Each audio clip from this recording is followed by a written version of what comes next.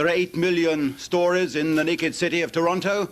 Last night, driving back from London, Ontario, where I addressed a meeting, as Ron correctly told you, last night driving back, I stopped my car at an intersection in Yonge Street and Bloor Street and found to my horror that the man sitting in the next car, his features distorted with hatred, was Simon Wiesenthal. Yeah! These ugly, cruel features were leering at me over the steering wheel, and for a moment I had a nightmare. I realized, in fact, it wasn't, of course, it was a Halloween mask.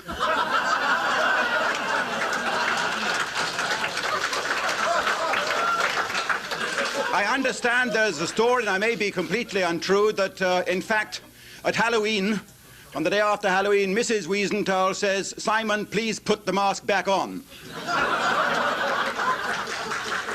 We shouldn't be too unkind on Mr. Wiesenthal, of course. He has done a certain amount of in-depth, detailed research into history, and we mustn't forget that Simon Wiesenthal, despite many weeks and months of patient research on the case of Kurt Waldheim, was unable to turn up anything at all in the archives, except rumors that Waldheim had once applied for membership of the Bund Deutscher Mädchen. I mention these facts because, of course, Wiesenthal is a plague upon us all, and he must be deeply upset that that great prize, the Nobel Peace Prize, has been awarded to another man and not to himself, a man who is a professional survivor, a messenger of the survival of the Holocaust. Personally, I don't begrudge him the prize. If my name was Weasel for the rest of my life, I think I too. Although, what we do know is that none of these historians, the Weasels, the Wiesenthals, none of the great academic historians, indeed, of the world, have told us the whole truth. And if I'm known for something as a historian, it's because I don't shun talking about any aspect of the truth. I regret deeply when the results of my publication cause myself, my agents, my publishers, my family, of course, also distress and terror. I've had my front door in England sledgehammered. I know that your writers in Canada also come up against these increasing problems. I've had printing works burned down that published my works in England. I've had my own home raided by people purporting to be members of the General Post Office in Britain. They came equipped with all the identity cards and so on. They claimed to be from the post office. I caught the lot of them.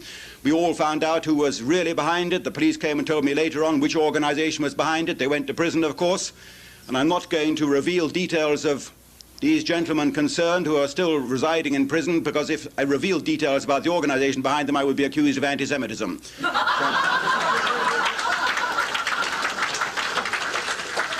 I think it's necessary to say these things because, of course, the writing of history has become an increasingly dangerous occupation for us here in the West.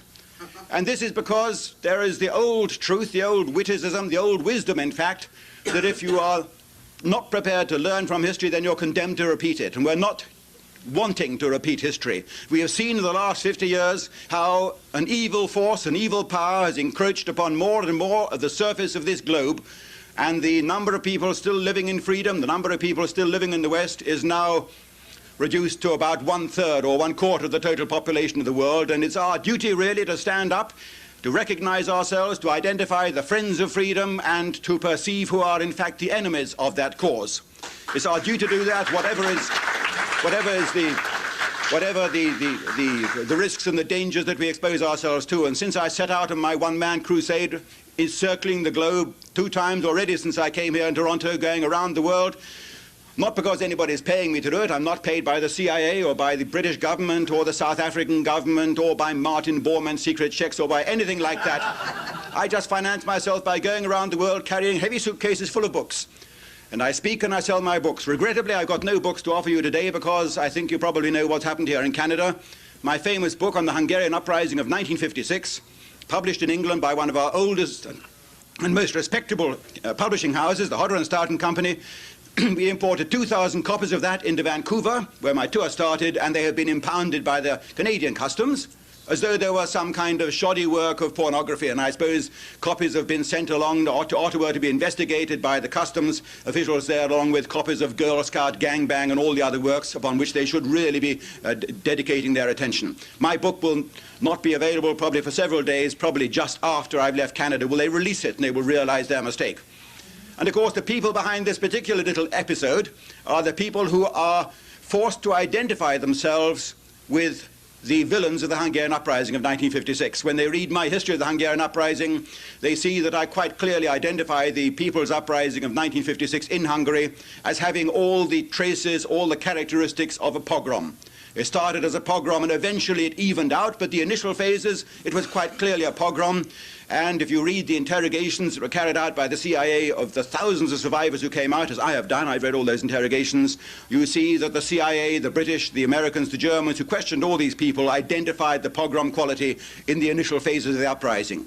The regime in Hungary was identified quite clearly as having a certain character. It had been imposed on Hungary by the Soviet Union. The people concerned, Revai, Farkas, Gerő, Rákosi, all these cruel, murderous Hungarian leaders who were imposed on Budapest in 1945, 1946, rode into power not on a democratic wave of popular support. They were brought back into power by the Soviet tanks. They were all members of a certain faith. The people they employed were also members of a certain faith, which is understandable because they were the ones, of course, the Jews and the communists picked to run their terror system, the Államvédelmi Hatóság, the secret state police authority in Hungary. And this is a very ugly truth. It was a truth that was once spoken, in fact, by Winston Churchill back in 1920. An article by Churchill on the Zionists and the Zionist origins of the Bolshevik Revolution, an article which he wrote and was published in the London Illustrated Weekly. And it was so vicious, this writing by Winston Churchill back in 1920, that at first I thought that it was a fake. And I'm something of a specialist in fake documents. As you know, I'm the one who exposed the Hitler diaries as being fake right in the middle of the press conference of Der Stern magazine back in April 1983. I exposed them as fake, and I explained why I thought those documents were fake. And I thought that this Winston Churchill article on the Zionists was a fake. But no, it was completely genuine. I contacted, in fact, in Oregon, in Portland, Oregon, in Eugene, Oregon, the University of Portland, where they have a specialist department specializing in Churchill's bibliography. A list is kept, an index, a computer index of all Winston Churchill's works, and they wrote to me saying regretfully, yes, Winston Churchill had written that appalling article back in 1920. This is the kind of thing I shall be telling you in a minute or two, because later on we find that Winston Churchill, for some mysterious reason, switched his aim. In the middle of the 1930s, he suddenly became, from being a dedicated anti-Zionist, he became what he described in a private letter to Chaim Weizmann, the first president of the State of Israel, one of the world's foremost secret Zionists, a closet Zionist. I'm quoting his actual letter because the Israeli government were good enough to give me complete and unrestricted access to the private papers of Chaim Weizmann in the Weizmann Institute in Rehovot in Israel for my Winston Churchill biography. You can understand that as I've been able to use papers like that, I'm running up into problems with the Churchill biography now.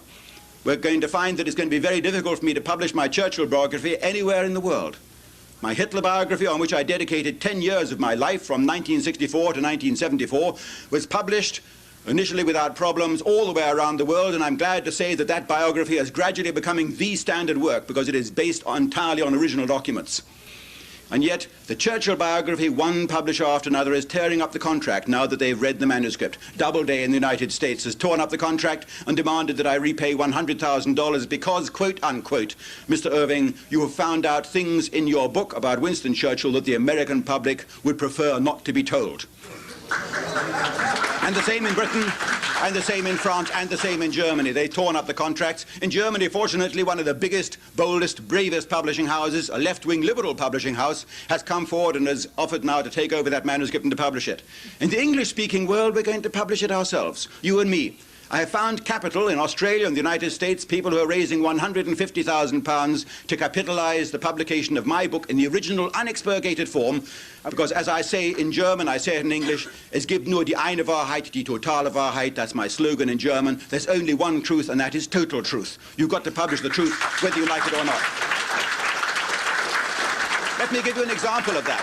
I'll give you an example of that. Winston Churchill writing his famous 6-volume history of the war. A magnificent literary work, if I may say so. I hope that when I'm as old as Churchill, I'm still able to pour out volumes of that complexity and that magisterial quality. Winston Churchill, he wanted to publish a certain piece of evidence that he had about where the Germans got their money, where Adolf Hitler got his money in the rise to power. In that final desperate, headlong rush to the Nazi revolution in 1933, when the Germans, the Nazi party, were almost on the point of bankruptcy, somebody put up the money for Adolf Hitler in order to ensure that he came into power. Winston Churchill knew the answer, because Winston Churchill was privately told this in a letter dated August 28, 1937, by Dr. Heinrich Brüning. Dr. Heinrich Brüning, I should tell you, those who don't know, was Adolf Hitler's predecessor as Chancellor in Germany. With a short interim government, Brüning had been the long-term German Chancellor. Hitler had overthrown him. The Nazi revolution had swept Brüning aside. Brüning, being the Prime Minister of Germany, the Chancellor, of course, knew who had financed Hitler because his secret service, his wiretapping agencies had been listening to Hitler's telephone conversations and opening his mail. They knew where the money came from. And Brüning, when he fled to England after Hitler came to power, told Winston Churchill privately in a letter, August the 28th, 1937, and Churchill wanted to quote that letter in his post-war memoirs, the big 6-volume book. And Churchill's memoirs, as you know, were published by the Life magazine, serialized by Life in 1948, 49, 50. And that is why among the private papers of Life magazine's chief editor, I found the letters, the ones that I'm going to quote to you now, because you won't find them in the Churchill archives for the simple reason that if you are writing about Churchill, even if your name is William Manchester, which it isn't, thank God, you will not be given access to the private papers of Churchill. The Churchill family has put their hand on those papers and will not allow them to be seen by anybody, except for one authorized biographer, Martin Gilbert, a dedicated Zionist who is partly financed by the Jaffa Foundation, as he writes in the introduction to his Churchill biographies. So we can't get access to the Churchill papers. We've got to go everywhere else, which is what I do. I go all the way around the world working in these archives, like, as I mentioned, the archives of Life magazine in the United States. And there I found this letter, Churchill writing to Brüning saying, in August 1937, you wrote me a letter which I want to quote in my memoirs about who paid Hitler in 1933 and the years up to the Nazi revolution. And Brüning wrote back to him. Here's the letter dated February the 7th, 1948, from the private files of the chief editor of Life magazine. Never published, and you're hearing it for the first time now. Brüning said he couldn't give Churchill permission to quote that letter because it was too painful, in view of everything that happened in Germany during the Third Reich, in view, of course, of the Holocaust, to have to admit this. He says, I didn't then, and do not even today, for understandable reasons, wish to reveal that from October 1928, the 2 largest regular contributors to the Nazi Party were the general managers of 2 of the largest Berlin banks, both of the Jewish faith, and one of them the leader of Zionism in Germany. Now, I don't know whether Brüning is a reliable source, and let me make that quite plain. Brüning was admittedly the Chancellor of Germany before Hitler. He had all the Secret Service methods of surveillance at his fingertips. He could find out things like this. So he was in a position to know what he's writing about, which is an important criterion on documents. As a historian, and I was taught this by Trevor Roper himself in England, as a historian, when you're looking at a document, you've got to ask yourself 3 important questions.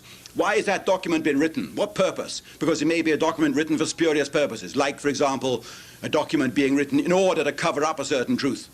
Is the document genuine? Also an important question, because there are a lot of fake documents floating around, but I know how to detect them. I've got a lot of comparisons, I've got a lot of expertise in detecting fakes. I've been flooded with fakes over the last 20 years, and I don't think I've fallen victim of a single one, because you can always, if the worst comes to the worst, I've got a very good laboratory which I rely on in the City of London, who work for the insurance industry, Hayner and Cox Limited, and they carry out the forensic tests on the paper, the black light tests, the ink, the type of typewriter used, and so on, and they can tell me if a document has been faked or not. That's the second question, is the document fake? And the third important question is the man who wrote the document in a position to know what he's purporting to write about? A very important criterion. It's no use having the private diary of a street sweeper in Berlin. If you want to find out what's going on in the Chancellor in the Wilhelmstrasse, you need to have a document written by somebody in a position to know. And this document, of course, by Brüning, the letter by Brüning to Churchill, is by a man technically in a position to know. He wrote that, and he said he didn't want to reveal in 1947 that, unfortunately, the money which had brought Hitler into power was paid by these 2 Berlin banks and their general managers, about which he made that remark, which, if I was to make it, of course, would be considered deeply objectionable. I'm not making it. Let me emphasize that. It's being made by Dr. Heinrich Brüning himself, who died only a few years ago. You see the problems we're up against when we look at the history of the Second World War. And it's a problem which we can learn from now, because if we were being duped at the time about the leaders in the Second World War, about your own Prime Minister Mackenzie King, about the Australian Prime Minister Robert Menzies, about Roosevelt, about Churchill, about Hitler and Stalin, if we were being duped at the time, and if we were being successfully lied to, and if these lies have been told to us so well that they are still now believed, even today, 50 years later, aren't we required to ask ourselves certain questions about major issues of political importance which are being turned out to us now by those modern historians, the journalists, the newspaper trade, the media men, and ask ourselves, isn't this a new embryo lie in the creation? And of course it is, and I'm going to tell you at the end of this talk certain episodes which make me convinced that we are being lied to. We're being lied to about Libya, we're being lied to about South Africa.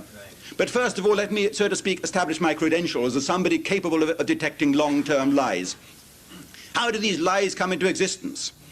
Well, the answer is lies are particularly generated in wartime because you can only persuade the soldiers to fight in wartime by telling them lies, because man's natural instinct isn't to go around hunting and killing.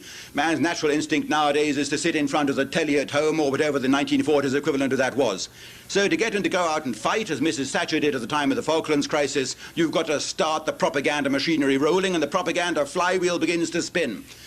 And this propaganda flywheel is given more and more impetus as the war gets bigger and the cost gets larger, and you have to justify what you're doing. And the propaganda flywheel in World War II was set in motion by Winston Churchill, who was the world's greatest liar, and I use that in the sense of the utmost admiration.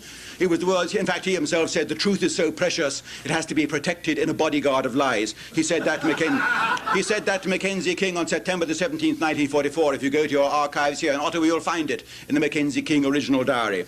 The truth is so precious. And so the lies are churned out. And the trouble is that when the war ends, nobody has an interest in putting his hand on that flywheel and stopping it. So the wheel continues to spin, and is still spinning now of its own momentum 40 or 50 years later. And the same old lies are being turned out, because who can profit from putting his hand on that flywheel and stopping it? One thing is quite certain, you'll get burnt if you do, and so on balance you don't. Certainly the politicians don't. Certainly the people who fought the war don't.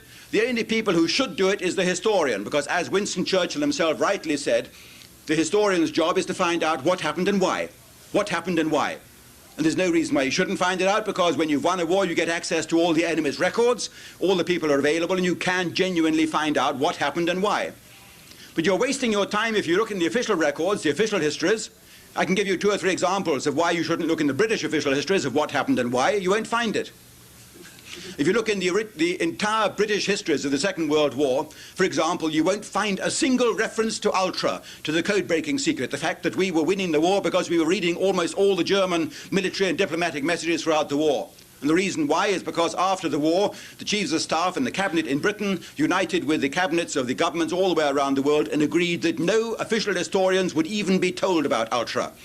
And so those official historians are virtually useless. You can't rely on their works. That's just one little example of why we can't rely on the official historians. I'll give you another example. Captain Stephen Roskill, our naval historian in Britain, he quotes a particular diary entry on April 11th, 1940, of Captain Ralph Edwards, director of the Operations Division in the Admiralty in Britain, referring to the fact that his First Lord, which is Winston Churchill at that time, the First Lord of the Admiralty, has come to that evening's board meeting at the Admiralty very tired. Now that's the actual quotation which the Captain Stephen Roskill puts in the official naval history. I've seen the original diary, ladies and gentlemen, and in handwritten, in ink, Captain Edwards has written, Winston arrived at this evening's board meeting half tight. So that is completely different, and I'm not just quoting that to you because it's a humorous example. A humorous example, it would be humorous if he was just drunk. People who are drunk are sometimes jolly to look at. They're rather droll to behold. Winston Churchill was droll, but it was not humorous for the British or the British Empire, because he attended Admiralty meetings, he attended cabinet meetings and defence meetings right through the Second World War in a state of intoxication. And this has been concealed and covered up. It has not been written about. It has been deliberately camouflaged by the official historians because it is such a shameful fact that they daren't admit it. And I was speaking in South Africa only last month in September. In Pretoria, I think it was, and one of the radio journalists there sneered at me and said, how can David Irving say, as he said in a speech yesterday in Durban, I understand, that Winston Churchill attended his cabinet meetings in a state of drunkenness? If this was true, why don't we find it in the diaries of people like General Allen books, the Chief of the Imperial General Staff, which have been published and are long available to the historians? And the answer is because General Allen Book didn't dare to quote from his diaries, which I have. Allen Brooke's original handwritten diaries, little leather-bound volumes, locked with a lock and key like a Victorian lady's diaries, you remember, locked by a little metal strap and key so you can't open them. Allen Brooke's original diaries are in the University of London, in the Strand, in the King's College. You can read them there if you've got the energy. Nobody does because they prefer the printed volumes. If you look in the original handwritten volumes, you see that Allen Brooke has referred to Churchill's drunkenness in cabinet meetings again and again and again until he no longer bothers to say it. Rather like the famous episode, you remember, the ship's captain who says to his mate, if you write down in the ship's log one more time that I was drunk on duty this evening, I'll have you keel-hauled. And the ship's mate the next day writes in his ship's log, today the captain was sober, which has precisely the same effect.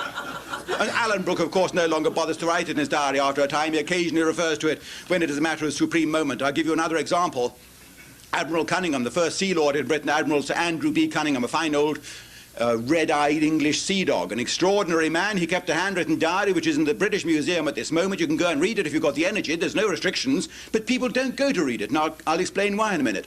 He writes repeatedly in his diary about Churchill attending cabinet meetings in a state of tired emotionability, as I suppose Private Eye would say, completely drunk, in other words, intoxicated. Now, I'll only mention one example, and that's on July the 6th, 1944. July the 6th, 1944, he says Churchill attended the cabinet meeting in a state of intoxication. He talked and talked from 10 p.m. until 2 in the morning, 4 hours, and he hardly let anybody get a word in edgeways. And it's only of interest because it shows that it was by no means humorous or funny or ridiculous or droll when Churchill was drunk, because on that day he took this decision, which I have here, signed by Churchill, July the 6th, 1944. You can see his initials and date on the end. This is the day that Churchill took this decision to start poison gas warfare. Although we had signed the protocols at Geneva, the Geneva Gas Convention, we would never ever use poison gas, Churchill decided to commit a war crime.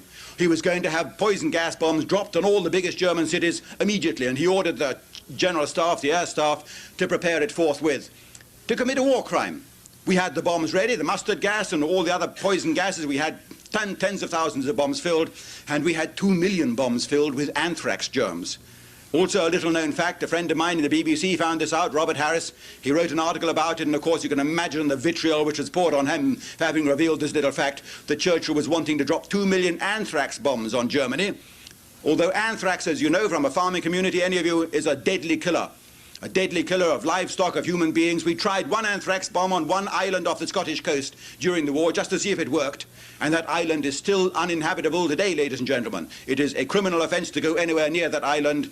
It is a lethal offence, of course, to put your foot on that island because you are dead within a short space of time. That's the effect of anthrax. Churchill had 2 million filled. He wanted to drop them beginning with July 1944 because 2 reasons. He couldn't break out of the bridgehead in Normandy. The Normandy bridgehead was becoming a millstone round the British neck. Rommel was putting up a colossal fight there, and we couldn't break out, so he wanted to use it to destroy the German morale. And also because the German flying bomb bombardment had begun against England, the V-1s, the Doodlebugs, these dreadful pilotless bombs were being fired at London. I know they were very unpleasant.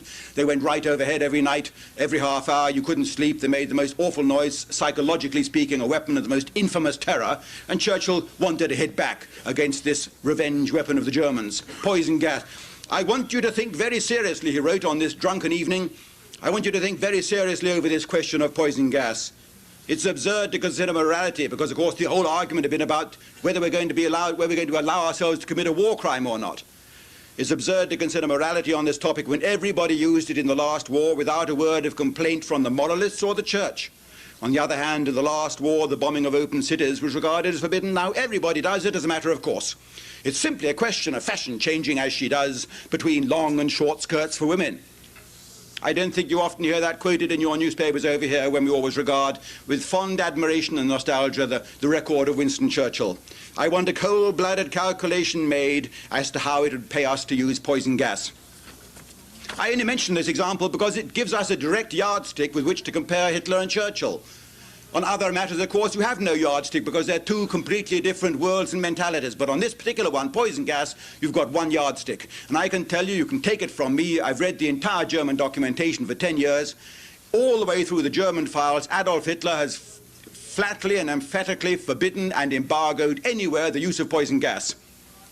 It's there, the actual document signed by Hitler, the references in the files of the German High Command, the verbatim references by him and the shorthand records of his meetings, the shorthand records of meetings in the German Air Ministry. The Führer has absolutely forbidden the use of poison gas. The enemy is to use it first, and then we will retaliate with ours. The reason being, the reason that makes this yardstick so extraordinary is that if Churchill had done what he was threatening and dropped the poison gas on German cities, the Germans would have won the war, because the Germans had not just poison gases like mustard, the Germans had nerve gases. At this time, in 1944, they already had stockpiles of 30,000 tons of nerve gases. Sarin and taboon, the famous nerve gases being used even now by the Russians in Afghanistan and in Iraq and in Angola and elsewhere where the Russian troops are fighting. The nerve gases sarin and taboon, Hitler already had stockpiles of 30,000 tons, and nobody found out till the war was over. Which is just as well, because if Hitler had ever used it in Normandy, fighting the Allied, the American, the French, the British troops in Normandy, the Canadians as well, it would have been the end of the bridgehead, because we didn't have a gas mask. We had no gas mask which would have stopped the German nerve gases.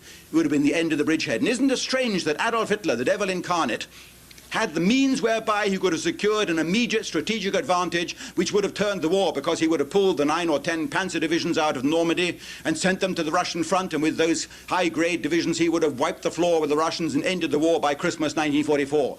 But he had put his name on a piece of paper, the Geneva Gas Protocol, saying that he would never use gas first because it would be a war crime. I'm only giving you this one example at this stage. I shall feed more to you later on.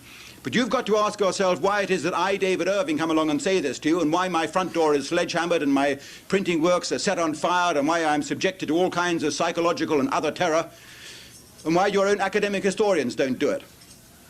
Well, the answer is, it lies in the nature of things, ladies and gentlemen. There's a difference between historians. There's gibt Zotter and Zotter, as the Swabians say. There's these and there's those. There's the academic historians like them, and there's the capitalist historians like myself. And I use the word capitalist in an entirely neutral sense. Capitalist in as much as I have to make a living out of writing history, which means I have to have my books continually published, which means I can't afford to make mistakes. If anybody can come along and say, David Irving, you've got egg all over your face now, we've got you, we can trip you up this time, you've fallen for a phony document, or you've overreached yourself, or you really can't substantiate this allegation or hypothesis, I'm finished. The next time, or at the very latest, the time after that, the publishers will say, David Irving, I'm afraid your books are unreliable, we can't afford to publish you. Of course, they're saying that now, but for a different reason. They're saying it because I found out the things that will get them, their own publishers, like Doubleday, a bad name with the American marketers, and of course with their own commercial interests in the United States. My books are written with immense capital investment. That means I do research all the way around the world. I write in the Churchill biography. I looked in the Menzies diaries down in Canberra. I looked at the Smuts papers in Pretoria.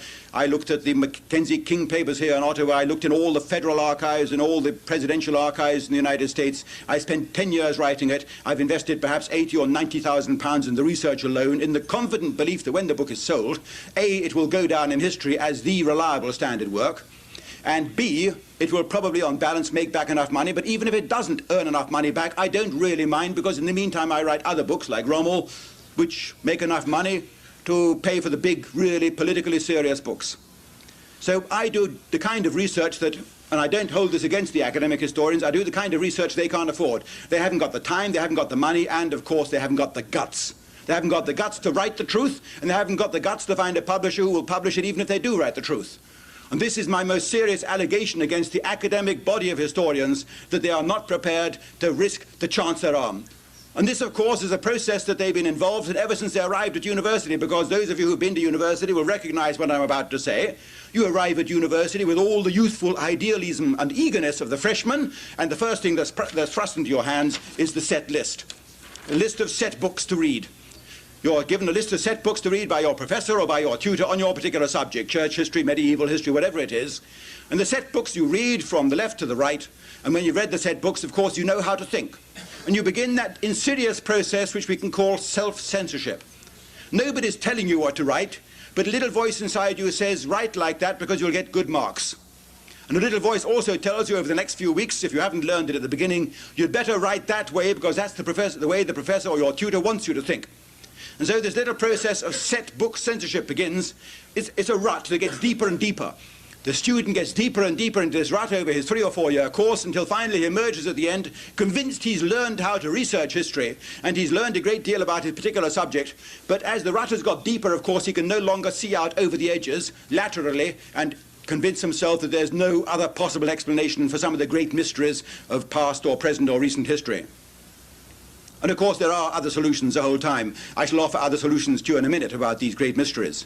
But let us look at the professors. Why do they do that? Why are they also following along in the same rut, this self-perpetuating rut along which history has advanced? And the answer is, of course, the professors have learned the simple truth that no professor has yet been sacked for swimming with the stream. And so they continue to swim along with the stream because they read the newspapers like everybody else. They see on television what happens to somebody who stands up and disbelieves. The disbelievers, whether they say that the earth is not flat or whatever they say, the disbelievers have a rougher ride than the believers. And so, on balance, people prefer to believe. The stream is self-perpetuating. And we've seen in our own country here in Canada what happens to the disbelievers. Sometimes a very rough and harsh fate indeed, threats of deportation, arrest, eviction from their job, hounding, harassing and terrorization that goes on when people begin to disbelieve in public. So you begin to understand why the writing of history is a self-perpetuating job. The first professor comes along, and I've told this to you before, but I'll tell it again because it can't be repeated often enough. The first professor comes along and writes some little tiny hypothesis. He ventures this hypothesis, which he half thinks to himself may be untrue, but he ventures it. He flies a balloon. And this balloon becomes bigger and bigger until it becomes a gigantic Goodyear blimp floating around with enough people quoting it and backing it up with enough hot air that this blimp floats around. It's got its own life. This balloon, these theories, these hypotheses, they have their own kind of charmed existence of their own. They're no longer attached to the ground. They're not tethered to any documents or substantial evidence at all. They survive because enough people believe them to be true. It's rather like the fairy in Peter Pan. You remember? Do you believe in fairies?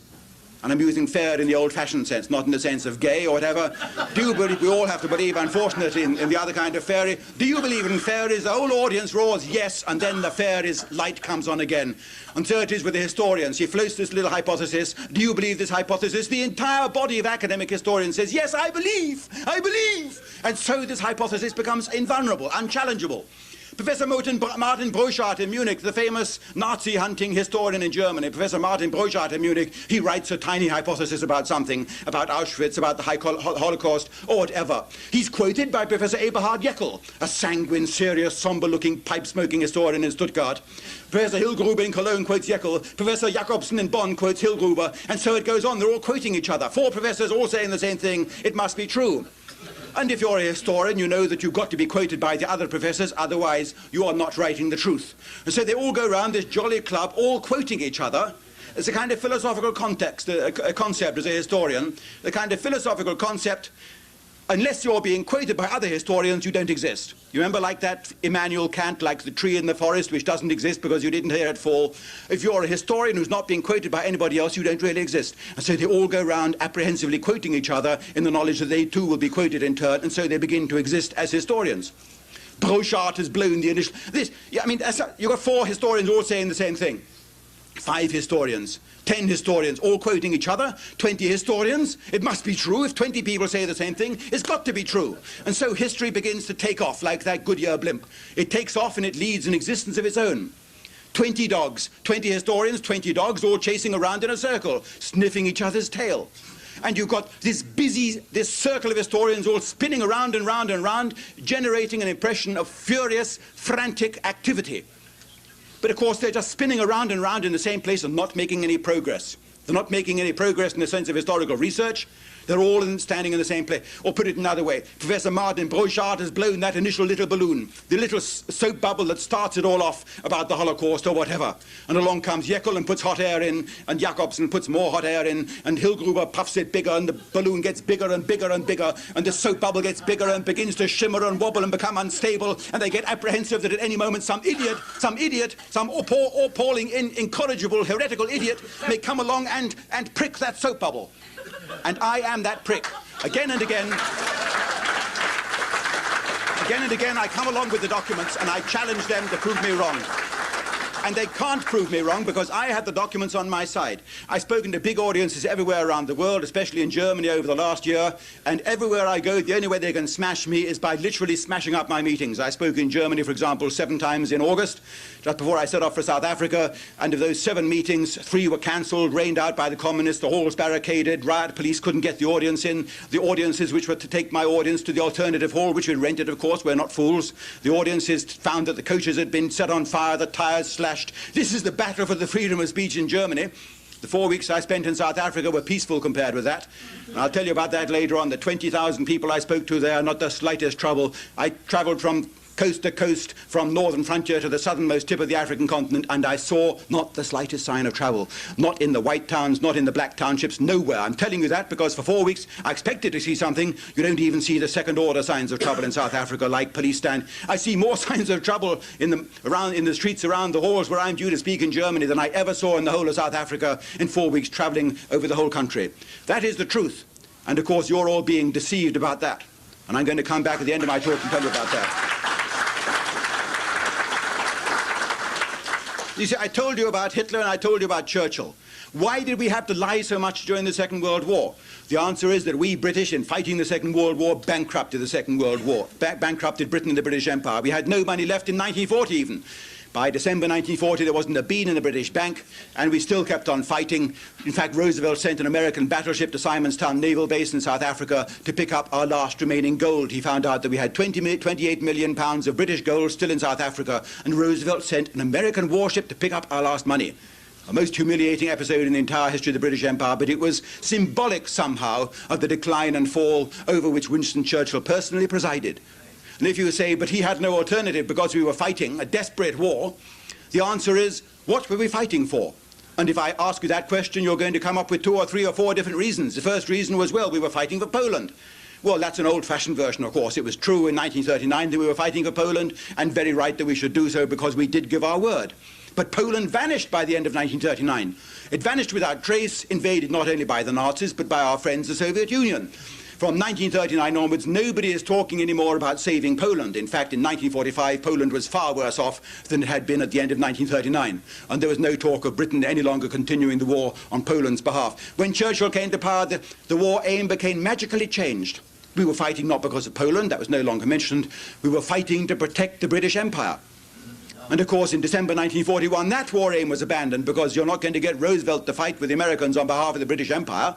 So mysteriously, the aim was changed. We were now fighting in order to defeat the devil incarnate. And when you are fighting Beelzebub, when you're fighting the Satan, when you're fighting the devil, of course you have to commit yourself. You have to invest every single ounce of strength you've got, even if it means destroying your own empire, killing millions of... If the war had ended in June 1940, ladies and gentlemen, as I maintain it should, and I'll explain why in a minute, if we had got out of the war in June 1940, as we could have done, on the most generous terms, if the war had ended in June 1940, 30 million people would not have been killed who were killed in the remaining 5 years of the war. All Europe's cities which were damaged and bombed and blasted and burned and devastated and ruined in the ensuing 5 years of war would not have been damaged. And of course, the Holocaust wouldn't have happened, whatever it was. I'm not going to go into what the Holocaust was or wasn't because I'm not an expert on that, but I can tell you that whatever it was or wasn't, it wouldn't have happened if the war had ended in June 1940. But Winston Churchill wanted the war to continue. Winston Churchill wanted the war to continue, and I'll explain why in a second, and so he fought on for another 5 years, getting deeper and deeper and deeper into debt in the process, until finally he crawled from the courtroom of history on his hands and knees, but with his hand up and saying, "We have won. We have won," when in fact the truth was that the British had lost. If you want to look for the people who were responsible for the Holocaust, and I give this advice to Mr. Simon Wiesenthal himself, you don't have to look further than the bronze statue in Westminster in Parliament Square where Winston Churchill is standing at this moment, because he bears at least a partial share of the blame for the tragedy that befell the Jews in Europe, because Churchill fought the war 5 years longer than was necessary and provided the smokescreen behind which the tragedy could occur. But of course people don't like to think that. That is lateral thinking. That is climbing out of the rut. You will not get good marks on your term paper if you write things like that. And that's why you sit here to hear this rather than read the books of the academic historians. Because the academic historians don't do the research. They can't think for themselves. William Manchester, even, when he writes a book about Churchill as he is at this moment, he goes to a bookshop and he buys 20 books about Churchill and he writes number 21. John Toland, when he writes about Hitler, he can't read German. John Toland borrows 30 books about Hitler and writes book 31. You won't find new thoughts there. They're all just quoting each other. Why do I say that we could have got out of the war in June 1940? People are going to say, and I'm sure fewer people in this room than outside in the street in Toronto would say, "Irving, how can you spout such rubbish and nonsense and heresy, getting out of the war in June 1940 after Britain's streets were a sea of flames, after you were fighting the devil incarnate, you had to do it, there was no choice, the British Empire was at stake." Well, the answer is, Britain's streets weren't a sea of flames. Hitler had in fact flatly forbidden any kind of air raids on Britain. There were no bombing raids on British towns. London was completely embargoed until the summer of 1940. But of course history now is viewed differently through the lenses of the television media of the world. Not one bomb fell on a British town, civilian target, until August 1940, until in fact September the 6th, 1940, when the first air raids took place on London in retaliation for 8 raids by Churchill on Berlin. That is the first truth. The second truth, the ugliest truth of all, is, as we find in the archives when we read them, that nowhere is there the slightest evidence that Adolf Hitler threatened Britain or the British Empire. Quite the contrary. He made a peace offer to the British in June 1940. Again in July, he had been hinting at it ever since the 1930s, and he repeated this peace offer right through until 1941, 1942. Rudolf Hess, who flew to Scotland in 1941, brought the peace offer in his pocket, which is why Hess is to this day still in prison, 92 years old in Spandau, incommunicado, 25 years in solitary confinement. Not allowed to speak to anybody, allowed to visit once a month from his son to talk about family matters, forbidden to talk about politics, because Hess knows the truth about the peace offer which we turned down in 1940. The peace offer to the British Empire, which Hitler made in June 1940, was as follows. I will withdraw all German forces from everywhere in Europe, except for the provinces which had always been German and which had been taken away from Germany at the end of the First World War. He didn't want any part of Poland or Czechoslovakia or Norway or France, except what had always been German. It was the great German dream. And as for France and Britain, although we had damaged Germany a great deal with our declaration of war and the hostilities since then, he offered to the British in this peace offer, which is in the British files, if you go to the archives now, and it's in the German files, of course, he offered to the British the following terms. I have the greatest admiration for Britain and the British Empire. I want the British Empire to survive in perpetuity and grow larger and larger. If the British Empire should at any time in my lifetime, Hitler's lifetime, be threatened by any outside force, including the Japanese, the Russians, the Soviet Union, who were Hitler's own allies, I guarantee that I will provide to the British whatever forces they may ask for to help to throw these aggressors out of the British Empire. That man was our enemy. This was the man we were taught to defend our empire from. And yet we read the secret American papers and we see Roosevelt in his cabinet meetings talking to his cabinet members, people like the Secretary of the Interior, Henry F. Ickes, and saying, my great ambition in life is to see the destruction of the British Empire, beginning with India. That man was our ally. Now it begins to get rather confused, doesn't it? When you see why we were fighting the one and taking the alliance of the other, why we were selling up the empire in order to provide the money to buy the guns, the tanks, the ships, the bombs, the bullets, the gallons of gasoline from the Americans, because believe me, they didn't give us one single bullet or gallon of gasoline except that we paid up front for it in cash or kind. I mentioned the battleship to you that Roosevelt sent down to Simonstown to pick up our last cash reserves. When that money ran out, Roosevelt sent Henry Morgenthau's treasury agents around the British bank accounts in Wall Street and elsewhere around the world, sniffing and snooping and snuffling to find out where Britain still had a few odd coppers left. Because as he told his own cabinet, I'm going to get every penny out of the British that I can. This was in the early part of 1941. All this altruistic idealism that we're told about now, how the Americans saved civilization and liberty and freedom, what Churchill himself called this unsordid act, was in fact the most sordid act that we, from the British standpoint, can imagine in history. Roosevelt made us give up everything we had before he came to help us. He made us buy the garden hose to put out the famous fire that he talked about in Native Beaches. When he found out that we had no money left, he then said to Henry Morgenthau, the British now have to liquidate every asset they have. And he started off with the sale of the Viscose Corporation in 1941, owned by the British in the United States, a big chemical combine, the Viscose Corporation, worth nearly £100 million, knocked down for £39 million to the Morgan Bank in New York, an American bank. They bought it dirt cheap. And so it went on. The Venezuelan railroads, the oil fields, the coal mines, everything that the British Empire had established and built up and created by investment and hard work, blood, sweat and toil, if you like, overseas in the previous 300 or 400 years, we had to sell off in order to raise the funds. And the Americans provided the funds, weren't they kind? You know how it is with a neighbor. You know how it is with a neighbor down the street. Everyone hears he's on hard times. Bankruptcy staring him in the face, but just before he's bankrupted, all the friends and neighbors club round and help him. And one of the neighbors offers him $50 for his Steinway grand piano.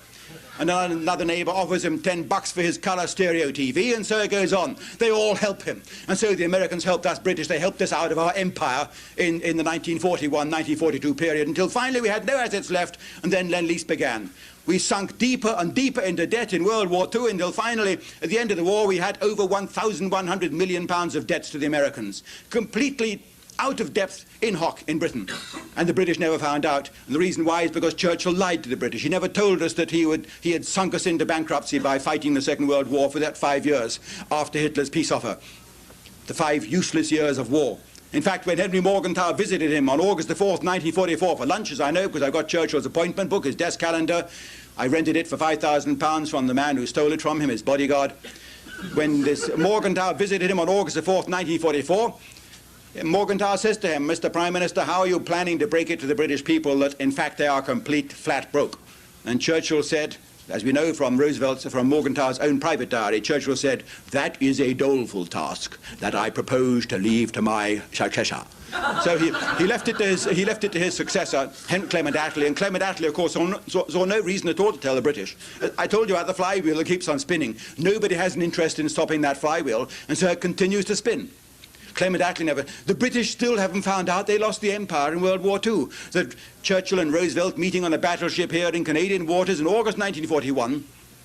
Incidentally, I might mention that not even your own Prime Minister Mackenzie King knew they were meeting there in Canadian waters. It was kept secret from him by Mr. Churchill. Churchill didn't believe in consulting the Empire Prime Ministers even when he was selling the empire down the river. On that day, Roosevelt and Churchill signed the deal that in fact led to the dissolution of the Ottawa Agreement, imperial preference, the foundation on which the empire was built up as a trading concern. The empire vanished. It vanished over the... this is what particularly upsets me. When I was born in 1938, the empire was a going concern, expanding a great force, as Hitler himself said, for world peace and civilization. And yet it suddenly vanished. And it vanished because of the Winston Churchills and the Harold Macmillans of this world. It vanished, and the British still haven't found out. If you go to Britain now, as I'm sure some of you occasionally do, or if you meet the English like myself, you will see in our eye the glint of imperial arrogance, the belief that we still have an empire somewhere out there. And some of your prime ministers, some of your politicians pander to this British belief. You have that flag. You had that flag until recently. You have your royal this and your crown that. And you help to pander to the British belief that the empire is still out there somewhere. The British have never realized that the empire has gone. It's mislaid. We're going to get it back. Rather like an old English woman who's gone shopping in Oxford Street and lost her shopping. She's put her shopping bags down with plastic bags with names like Marks and Spencers and Harrods and Selfridges, and she's left it on the number 73 bus, and this bus is cruising up and down Oxford Street at this moment, in perpetuity, and she's only got to go in due course to the Lost Property Office, and we've only got to go to the Lost Empire Office, and they'll give it all back to us. And the proof that the empire is out there, is that the tourists from the British Empire, those nice gentlemen with pigmentation problems, those tourists from the British Empire are visiting us at this moment. Admittedly, they're not as admittedly, they're not as polite and as well-mannered as we English. We English have a certain gentility about us. It isn't very genteel to throw petrol bombs at our nice English policemen, but that, of course, just confirms us. We put up with it because it is the proof that the empire is still out there. Of course, it's hooey. We lost the empire because we fought a war that had become stupid from 1940 onwards. And if you people say, and if the people outside in the street say, David Irving, how can you spout this heresy about making peace in 1940 with that arch-devil, Adolf Hitler? Then the answer is, it isn't just David Irving who's saying we could have made peace on June the 23rd, 1940. Winston Churchill said it. Winston Churchill, in his secret cabinet meeting on June the 23rd, 1940, actually said to his war cabinet, the inner cabinet, I think we would be wrong not to accept the peace offer which Mr. Hitler has made to us, provided that we can secure the necessary guarantees of sovereignty for the empire and the Commonwealth countries. I can see you're hushed by that, because now you're realizing I'm not just spouting propaganda at you. If Churchill himself said this on June the 23rd, 1940, why in God's name didn't he go ahead and do the morally courageous thing, which was to realize that the war was a lost concern, and that by fighting it any longer we couldn't help Poland, but we would damage the British Empire, which on balance was far more important for the future of the world than what happened to Poland, which really was no concern of ours. And why, you may ask, did Churchill not continue and make peace on that day or the next? Well, the answer is that over the next 2 or 3 days you find Churchill considering doing a peace deal with Hitler, with that man, again on June the 23rd, June the 26th, and again on a few days in July. But on each occasion, of course, he's gone home to his bunker in Downing Street under 17 feet of concrete. He's gone home to his bunker and he's slapped himself on the head and he's said to himself, my God, what am I saying? I must be out of my mind. If we make peace with Hitler tomorrow, then I am finished the day after. Winston Churchill would never have been retained as Prime Minister by the British, and Winston Churchill in June 1940 was a man who had only disasters to his name. The Dardanelles conflict, Gallipoli, my father fought in Gallipoli aboard a British Navy battleship, that fiasco, the Chanak crisis of 1927, the Norway fiasco of 1940, in which Churchill himself as First Lord of the Admiralty was responsible by his bungling, which I won't describe here, but by his immense bungling. Drunken meetings of the Admiralty will have played their part. Churchill was responsible for the deaths of tens of thousands of British and French and Polish troops in the Narvik campaign of 1940. And of course by June 1940 he had seen France completely overrun in a few weeks by Hitler, and he himself had masterminded the bungling, disgraceful debacle of Dunkirk. and I could justify those adjectives too, but of course we're running out of time. The war would still see further fiascos at Churchill's hand. In 1941, he masterminded the Tobruk defeat, he masterminded Tripoli, he masterminded Greece, he masterminded Crete, he masterminded all these fiascos. He himself presided over these meetings, and we know how they were conducted because Robert Menzies, the Australian Prime Minister, attended and kept the detailed diary. And in August 1942, I know this is a deep concern to you Canadians, Winston Churchill was personally responsible for the decision to invade at Dieppe, to land Allied British in quotation marks, troops at Dieppe. They were always called British, but of course, as you Canadians know, most of the troops who were given the job of landing on the beaches at Dieppe were Canadian, and not many came back. The reason not many came back, I can reveal to you now, and it's going to be in the Churchill biography, and nobody has ever published this fact before, is that the Germans knew that the target was going to be Dieppe. They knew that the Canadians were coming, and they knew where to expect them, and they were ready. I've got all the German intelligence material relating to this. And far more insidious, not only did the Germans know that Dieppe was going to be the target of that landing, that amphibious raid, we knew that the Germans knew in advance. And yet we still went ahead and landed on Dieppe. And I will tell you the source of this. It is document SRH 013 in the National Archives, United States, a history of the British and American ultra code-breaking effort, where they give the Dieppe example as one, where we intercepted the German Air Force signals in which it became explicitly clear that the Germans were anticipating an amphibious landing at Dieppe on that day. And you won't find that in any of the Allied official histories, and you know why. Because, of course, I mentioned to you that the official historians were never told about ultra and the code-breaking effort. But as a matter of deep concern for you Canadians, I know to know that Churchill insisted that the Dieppe raid go ahead, although the Germans knew when and where the Canadians were going to land. And if you want to know why, therefore, the Canadians were sacrificed, I will give you another clue which I have now from the Russian files, because the Russians, too, have helped this arch-fascist and neo-Nazi David Irving to write the history of the Second World War. They give me complete access to their records of their meetings with Winston Churchill during the pre-war and wartime years, right up to the Potsdam meeting. I have all the records of their secret meetings with Churchill in the Russian language, which leave out, as you can imagine, quite a lot that is not contained in the British archives. And on this particular occasion, we find a few weeks before Dieppe, Winston Churchill telling the Soviet ambassador in London privately, who was complaining that the British were not doing enough to help the Second Front and to help the Russians in their misery in the run-up to the Stalingrad campaign, of course, Churchill said, "I'm proposing an operation shortly which may well lead to the loss of 50,000 Allied lives. But even if it costs the lives of 50,000 Allied troops, it will be worthwhile if it shows to the Soviet government that we are on their side, body and soul." And even if the operation is a fiasco, he explicitly said that, even if it costs 50,000 lives and is a failure, it will be worthwhile. And this is just a few weeks before the Dieppe operation. So you begin to see the true history of the Second World War, which is being kept from you Canadians too. It's a scandalous episode, and I can understand well that if I had a Canadian publisher, at this point the Canadian publisher might well put his head in his hands and turn the manuscript back to me and say, "David Irving, we can't accept this manuscript. It's telling the Canadian public things that they don't want to be told." But I think that there is a section of the Canadian public who very much wants to be told about this. Why were we fighting the Second World War from 1941 onwards, 42 onwards? What about Dieppe? Why were we helping the Russians to invade Europe? And why were we defeating the one man who was prepared to put up a Bolshevik against the Russians, Adolf Hitler? We told ourselves that we were fighting the devil incarnate. He did all that to the Jews, therefore it was right that we should do everything we can, whatever the cost, in order to defeat him.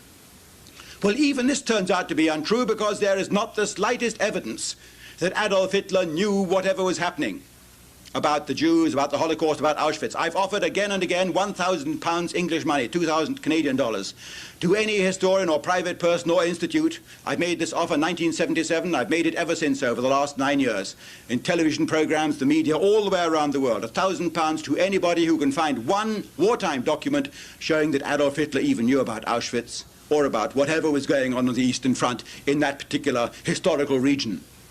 And they can't find it, and they huff and they puff, and they all look at each other, all these academic historians, and they say, "Jekyll, you got the proof somewhere, haven't you?" And Jekyll says, "No, I haven't got it. Hillgruber has it." And Hillgruber says, "No, I haven't got it. Jacobson has it." And Jacobson says, "But I quoted Brochard." And Brochard says, "But I thought you had it, Jekyll." And so they go round and round. They all thought that the other person had the evidence, and because they can't prove that they've got the evidence, they all round on me and say, "Irving is a fascist, don't believe him, he's discredited. Nobody accepts what he's got." Well, I've come up in the archives with a whole string of documents which goes even further than this. Genuine documents that meet my criteria, genuine documents written by people in a position to know, documents that have been created not for some exterior or ulterior motive. Genuine documents, a string of documents, a narrow file of documents showing Hitler deliberately, explicitly linked to the Holocaust, as we can say, or linked to the fate of the Jews, that great tragedy. And all these documents show Hitler intervening, trying to stop anything nasty happening to the Jews. There's not one single document showing the other direction of Hitler whipping up the murderers and saying, do this, do that, you're not working hard enough. And I'm going to quote a few examples to you. They're in my book on Hitler, the Hitler's War, or the Warpath. The first one is November the 10th, 1938, the famous Night of Broken Glass. Night of Broken Glass, you remember the Reichskristallnacht, the great anti-Jewish pogrom that began on that day. 1,000 Jewish shops were burned down, homes were looted, synagogues were burned down, 150 of them, 60 or 70 Jews were actually murdered. The first that Hitler knew, as I know because I've spoken to all his private staff, was when he got a telephone call that evening at 2:30 in the morning from a hotel in Munich, downtown, saying the Führer's adjutants ought really to come and pick up their baggage from the hotel because a synagogue has just been set on fire next to the hotel. And Hitler's pricked up his ears. He said, what's going on? What the hell is going on? He sends his adjutants, these 6 men, out of their beds. He sends them out into the streets of Munich that night to try and protect individual Jewish shops or businesses that he knows might be at risk. And he calls in his ministers, Goebbels, Hess and the others, and he has them all night in his residence sending out telegrams all night to stop the madness. And one of them I quote, and I printed actually as a facsimile in my book, The Warpath, the 10th of November 1938, on the headed notepaper of Rudolf Hess himself, that man who is a war criminal now in Spandau for the rest of his life, 46 years in prison already. Rudolf Hess sends out a 3-line message that night. Instruction number 172/1938 to all Gauleiters, to all the Nazi officials throughout Germany, on express instructions from the very highest level. Well, Hess is number 2, so this can only be the number 1 man himself. On express instructions from the very highest level, there are to be no outrages or acts of arson whatsoever under any circumstances against the Jewish community or Jewish property. An attempt to stop the madness that has already begun somehow. Nobody is quite sure how it began. But you won't find this document quoted anywhere else except in my book. I found this document, let me say, in the files of the American government in Berlin, the Berlin Document Center. It's a genuine document, there's no denying it, yet you won't find it quoted anywhere. And I'll quote another document to you while I'm about it, because it shows even more graphically that everything that's been said about Adolf Hitler and his part in the Holocaust is probably a load of rubbish. This is the spring of 1942. In the spring of 1942, there's this document, which is in the files of the German Ministry of Justice. It's only a small memorandum, an Aktennotiz, signed by the Deputy German Minister of Justice, Hitler's Minister of Justice, for his own files. And it records a telephone conversation from a man called Hans Lammers, the Reichsminister, the head of the German civil service, like a prime minister in a dictatorship, the spring of 1942. Reichsminister Hans Lammers informs me that the Führer, that's Adolf Hitler, has repeatedly declared to him that he wants the solution of the Jewish problem postponed until after the war is over. Now, how do you climb out of that one if you're an established historian in a university today? You can't explain it because you're going around telling everyone that Hitler's the man who ordered the killing of the Jews. Hitler ordered the final solution, and yet here's the only document actually linking Hitler and the solution of the Jewish problem with Hitler putting out his hand saying, I want it all postponed, this solution of the Jewish problem postponed until after the war is over. It raises a whole host of questions, this document. They can't answer it, so you know what they do? They drop it on the floor. They pretend it doesn't exist, and they put their foot on it like a card sharp. They pretend this document doesn't exist. You won't find that document quoted in any of the official histories or in any of the histories around the world. It's a document that just doesn't exist unless you read my book on Adolf Hitler. And it's not the only two, those ones I quoted you. There's a whole string of documents beginning in 1923, the famous Beer Hall Putsch, the evidence given in the trial on that night about how Hitler was overheard talking about the Jews in private, and he found out that night on November the 8th, 1923, that Hitler had heard from a policeman who gave evidence in the Hitler trial a few weeks later. This policeman said, I overheard Adolf Hitler being told that one of the Nazi units had gone berserk in downtown Munich and had ransacked a Jewish shop and had stolen all its property. And Hitler ordered the commander of that unit into his presence, stripped him of all his unit badges and insignia, threw him out of the Nazi party on the spot, and also ordered him to produce a list of all the names of his unit, and he said, neither you nor any member of your unit will ever again be accepted in a patriotic organization. I personally will take care of that. You have brought the entire movement into discredit. That was back in 1923, and it goes right through to 1944, all this string of documents, which you won't see quoted anywhere else, because it doesn't fit in with the romantic notion, the Hollywood legend, the Madison Avenue legend, the one which we fought the Second World War over, if we now look back in hindsight on that ghastly tragedy. What did we fight the war for? Not very much remains then, once we remove the Holocaust and Hitler's personal role. I'm convinced, let me make this quite plain so any media present are not going to misquote me on this, I'm convinced that there was a ghastly tragedy of sorts in the Eastern Front. I'm convinced that this tragedy was perpetrated by a large number of mean-minded, bloodthirsty murderers operating independently without orders from above. They carried it out for the meanest of motives, either out of bloodlust or because they wanted to rob the victims or wherever. And it is the kind of thing that regrettably happens in major wars. It happened in the Vietnam War. You've only got to look at the case of Lieutenant Calais and My Lai, and I'm sure that the American public would be deeply indignant if anyone was to say you are to blame for Lieutenant Calais and My Lai, except, of course, in the broadest kind of sense that their media, their journalism, their television and so on had created the kind of morals which make a My Lai possible. Because, of course, My Lai in the Vietnam War was also a kind of race war, the white Superman against the yellow men, the Gooks, or whatever the Viet Cong were called.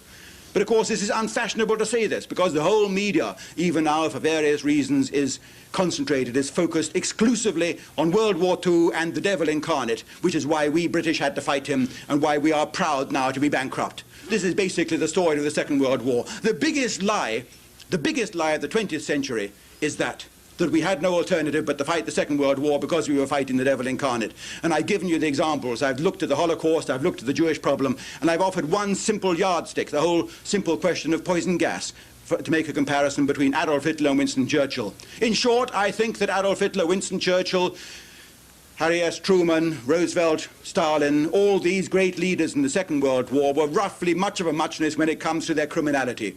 Something comes over people when they get power. There have been various ways expressed of how it is. Something comes over them.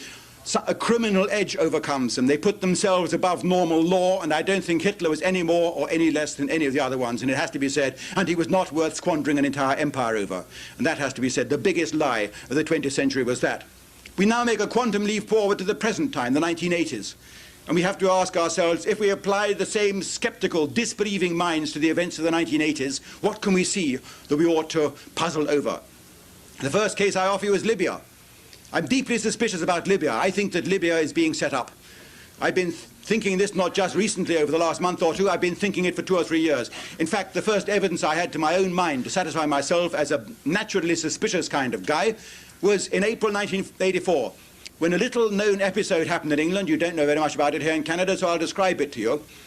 We have a Libyan embassy in England at that time, based in London in a quiet garden square, St. James's Square. And that day there was going to be a counter-demonstration against Colonel Gaddafi outside, and about 20 demonstrators lined up around the railings of this square opposite the embassy with 4 or 5 good-natured English policemen to make sure the traffic flowed freely.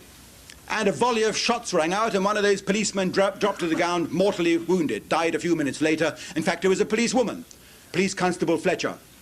And as you know, in Britain we think very highly of our police. For years, in fact, until we had this influx of tourists from the empire, not one of these policemen had to be armed. The famous English bobby never carried the slightest kind of armament, and in fact most of them still don't. We like them, rather like you Canadians like your Mounties. It's a kind of popular tradition. And to see one of them shot down in the back, and in fact a woman shot in the back, was too much for the British. They all rose up in anger against the Libyans, and I said to myself, I don't believe it. Someone's being set up. What is the benefit for the Libyans to do that? And purely by chance, the Libyan embassy had the whole episode filmed because they had a television camera there which they'd hired to film the demonstration for their domestic television, and so the whole thing was on film. Well, you're not going to take that kind of thing on film if you're going to indulge in that kind of hooliganism, which was the first thing that told me something was funny. And then the British newspapers uniformly swung round onto the Libyans as being the obvious culprits, with a unanimity that itself made me suspicious, and the newspapers interviewed people who said, oh yes, I saw a Kalashnikov rifle being pointed out of a window, but the various stories differed as to which level, which floor, which window they'd seen the rifle pointed from. And then it turned out that the body in the policewoman's, the bullet in the policewoman's body was in fact a 9mm bullet, so it couldn't have been fired by a Russian-made Kalashnikov. And again, you get a little bit more suspicious, and I'm just trying to teach you, ladies and gentlemen, how to read the press. Be suspicious. Don't believe everything that's put you in black and white. It sounds stupid, but obviously one's inclination is to believe it. Some newspapers are better than others. The Toronto Globe and Mail is one of the best. The Los Angeles Times is super. The New York Times isn't too bad, except on certain matters concerning the Middle East. American journalism is basically very good. But on Libya, I was not convinced what the British press was telling me. And I said, David Irving, wait until you get the evidence on the angle of entry of the bullet into that woman's body, which will tell you whether it was fired from a window in the embassy or, as I suspected, from the roof, a rooftop nearby. That's what I suspected. And I went round and had a look at the square later, and there were rooftops ideally situated for precisely that purpose. Now listen, the inquest was held when the pathologist was about to give precisely that evidence, the angle of entry of the bullet into the woman's body. The coroner interrupted him, Dr. Knapman, the West London coroner, and said, I will not allow evidence to be given here about the angle of entry of the bullet into the woman's body. Now that made me all the more suspicious. I hadn't told anybody that time, but I started writing an article, and this is why I'm a bit proud of this, because I actually had that article published in about a dozen newspapers around the world a few days later, after the following happened. The siege was lifted. The siege of the embassy was lifted. The diplomatic relations were broken off. The embassy was sent back to Libya. We brought our embassy back from Tripoli. It's all rather familiar, isn't it, when you're reading your newspapers today? You set up somebody and you make them break off diplomatic relations, and it all benefits a certain power. Now what happened was we lifted the siege. The Libyan diplomats were sent back to Tripoli. We shut down diplomatic relations between Libya and Britain, and everybody was allowed back into the square again after 7 days. The police withdrew. They'd had their laser acoustic listening devices and everything in the square for a week. And for a week they had been listening into the embassy, and they'd not got the slightest evidence that there was any evidence in that nobody was kind of rounding on somebody else in the embassy and saying, Abdullah or Ali, why did you fire that stupid round of shots? You got us all in trouble now. You see? Nobody was saying that. So the police packed up and went. And on the day they went, the 7th day, the Times reported a very odd thing. A bullet fired in that volley of shots had gone right across the square, and it had pierced the window of an office building opposite, gone right through a high-velocity bullet, right through the office window opposite, and it had hit the wall on the other side of the room. So I said, right, at last we've got it. We don't need the policewoman's body anymore, the angle of entry. Now you've got an immovable window and an immovable wall, both with a hole in them, and you can line them up and find out precisely where the shot was fired from. And I went straight down there on my bike, and sure enough, the hole is still in the window. And I went up to the 2nd floor to find out what the position of the hole in the wall was, because I wanted to line it up. And you've guessed it, I wasn't allowed in. The office manager, I telephoned him 2 or 3 times after that evening, and that evening I said, why don't you let me come round at 5:02 after the office workers have gone home? I'll only be literally 2 minutes just to line it up. And he said, Mr. Irving, I'm sorry, I know you, I know your work, I'd like to let you in, but we have had orders from the government not to let anyone in. And we have also been ordered to have that pane of glass removed within the next 24 hours and replaced before anyone is allowed in. Well, that stank. And I contacted the Daily Mail in London at the time, and I said, why don't we do the following? Why don't we rent one of those mobile platforms, get it on the pavement, on the sidewalk outside that office window? We can line it up ourselves and find out where the shot came from. But I couldn't motivate that newspaper. The newspapers are sometimes not capable of thinking sideways, or they don't want to, who knows. So I wrote the article, it was published at the time, and I forgot about it until the events of the beginning of this year. And at the beginning of this year, of course, there was this strange episode of the discotheque bombing in Berlin. An American soldier was killed when a bomb went off in a discotheque in West Berlin, and immediately the American newspapers started leaking stories that the American intelligence community, the National Security Agency, had intercepted telephone calls from the Libyan embassy in East Berlin to their agent in West Berlin, ordering him to place the bomb. This was the first version of those leaks, those intercepts. We all remember the story, I'm sure. And the Americans went and blasted the hell out of the Libyan capital, Tripoli, and killed Colonel Gaddafi's daughter. And all the damage was done, and for several weeks there was complete instability and uproar in the Middle East.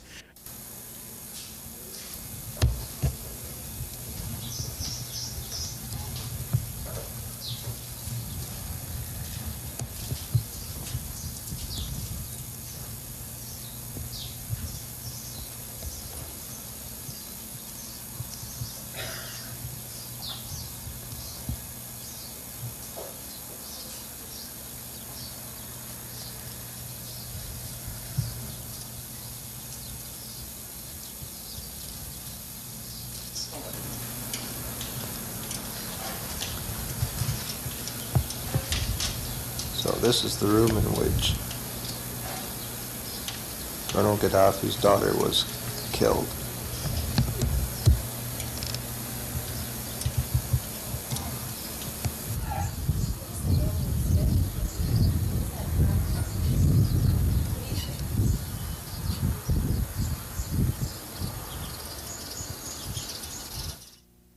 And then another odd thing happened, because they caught the guy who'd actually done the job, who'd planted the bomb in the embassy, and he's coming up for trial in a few days' time. But I don't want to prejudice his case, but I'm sure that this won't go any further.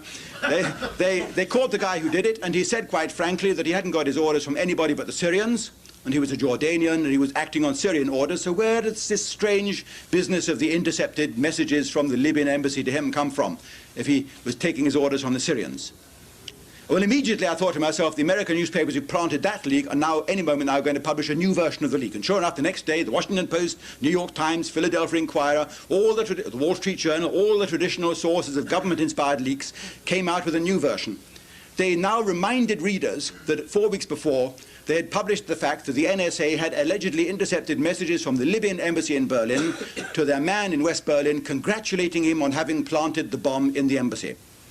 You remember, of course, completely different. The first version was it was an order, in quotation marks. The second version was it was congratulations after the job had been done. They were trying to get out of the hole they'd dug themselves into. And one of the basic lessons, I think, which Dennis Healy, the English politician, once taught me, he said, David, I'll give you this piece of advice. When you've dug yourself into a hole, stop digging. The Americans haven't learned that lesson. They were continuing to dig then. They told another lie to cover the original lie. And I had the opportunity, in fact, a few days later, May the 6th or thereabouts, I was in Washington. I had an interview with a man who is the very highest official in the American intelligence community. You all know his name. And I spent half an hour chatting with him in his office. And I said to him, I want to ask you something about Libya. He said, sure, David, great, you're looking great. And I say, well, that's because I've been on this round-the-world tour, all these sunny places. It's the summer down in Australia. And he said, I know where you've been. You've been in Perth, you've been in Sydney, Melbourne, all these places. You went round through New Zealand, back up through Fiji, Hawaii, Vancouver, Toronto, Carlton Inn, downtown Toronto, and now you're down here in Washington. So I say, well, Mr. So-and-so, you know his name. I said, well, I'm impressed. He says, yeah, we know quite a lot down here. How's the brown Rolls Royce? You're still driving that around London? You know, it's damn well I'm still driving this brown Rolls Royce around London. And I say, well, all right, I'm even more impressed. You know a great deal about me, but how come you don't know very much about Libya? And he says, what do you mean? What do you mean? So I say, well, you've bombed the hell out of Colonel Gaddafi, you've killed his daughter, you're going around there causing a lot of damage, and yet you haven't got the slightest evidence to link Gaddafi with the terrorism. Anywhere, not just this Berlin one, but in Paris or London or anywhere else. You're shooting your mouth off. And he said, God, Dave, of course we got the evidence. We got the evidence. And I say, if you got the evidence, how come General Vernon Walters had all that trouble persuading the prime ministers of Italy, France, Spain, and Germany to allow the overflights? There was not one single document he could show those prime ministers to persuade them that Libya was actually involved. And it's the same case now in the Syrian case, as you notice, rather amusing. And he said, well, you've got to hit back somewhere. So I say, Mr. So-and-so, if you're going to hit back, why don't you hit back at the actual country involved, in this case, Syria? So he says, David, listen. Libya, Syria, the American public don't know the difference. That was his answer on May the 6th this year. Libya, Syria, the American public don't know the difference. Now this, of course, is very serious. Of course, it's completely true. You go down into any street in New York and show them a map of the Mediterranean and say, put an X and a Y where you know that Libya and Syria are, and they'll get it all over the map. It'll be worse than find the football. That's the problem with the Americans. If you ask me now who is setting up whom, and there's no doubt that somebody is being set up, I think the evidence is quite clear. Of course, in August we had this further scandal. Again, outrages. Colonel Gaddafi is understood by the American intelligence community to be planning further intelligence terrorist outrages in the West. The Sixth Fleet alters course, bears down on the Libyan coastline, all of this, and then suddenly the miracle happened. Out of the American woodwork of the American hierarchy steps this official of the US State Department, Bernard Kalb, who admits that we have been lying from start to finish about Colonel Gaddafi and setting him up. Misinformation is called. Why are we doing it? I don't know. But I must say that I'm deeply concerned to find that here in the West we are carrying out misinformation or lying, propaganda lying, in time of peace against a man who apparently is not involved in terrorism, and we are deliberately destabilizing the Mediterranean region, the Middle East. I can only suspect that the reason is that in order to provide a reason for the pushing of American taxpayers' funds into a Middle Eastern country which benefits from every ounce of instability in that region, this instability, this destabilization is called for. I would also suggest that another reason is probably that it's needed to help the American oil-producing states, because if Libya is knocked out, this will raise the price of the barrel of oil, of crude oil, quite clearly. Louisiana and Texas will benefit. And of course, our own oil patch in Alberta will benefit. But I'm certain these are the two reasons why Libya was being set up. But I find it deeply offensive that those people in Washington are the same people who are trying to tell us about the truth and about democracy and about civilization. It seems that although I've got the highest respect for President Reagan, as I indeed have, I think that lower down in his hierarchy, they're the same kind of insidious worms, the same kind of corrupt gangsters that we've come to expect from our reading of history. The modern-day equivalents of Alger Hiss and Harry Dexter White are still at work in the American government. And I think Larry Speakes is one, if I may say so. Larry Speakes. Larry Speakes, the White House press spokesman, the White House spokesman. I never liked him. Whenever I've seen him at those White House press conferences, I've always thought to myself, he has the typical face of a liar, and now we know, and I give you this clue, the only way to know when Larry Speakes is lying is when his lips move. We are also being lied to, of course, most fundamentally about South Africa. There's no question at all that we're being lied to about South Africa. We're being lied to by our governments, by our media, by the television and by the newspapers. Nobody is telling us what really is at stake in South Africa, although we know what the truth is, and intelligent people know what the truth is, and there's enough writing on the wall. In fact, the Russians have told us quite simply what is at stake in South Africa. Leonid Brezhnev, back in 1971, he told the president of Somalia, who at that time was a Soviet client of his, he told the president of Somalia, our aim is to gain control of the two great treasure houses on which the West depends, the Persian Gulf, which is why, of course, the fighting is going on there at this moment, and the mineral resources of Central and Southern Africa. Central Africa is gone, of course. He said that in 1971. Central Africa has gone Marxist already. All that is left is the final little patch of that equation, South Africa. The mineral resources of South Africa is what it is all about. And I'm not the only person to say this. The Americans themselves, there was a time when they too realized this. General Alexander Haig in 1980 said exactly the same thing. If allowed to obtain South Africa, he said, the USSR will control as much as 90% of several key minerals for which no substitutes have been devised. And I'll give you a few examples so you can see, because I want you all to go home and spread the word, as I've been spreading it all the way around the world, this one-man mission of mine on behalf of freedom. Because I'm not paid by the CIA or by the American or by the South African government or anyone to go around doing this. I go around, as I said earlier, selling books because this is the only way I can finance myself to stand in front of audiences like you and tell you this particular message. And I'm doing it not because it makes profit for me. I have an investment as a citizen of the free world, and I want that free world to stay free as long as possible. This is why I'm doing it.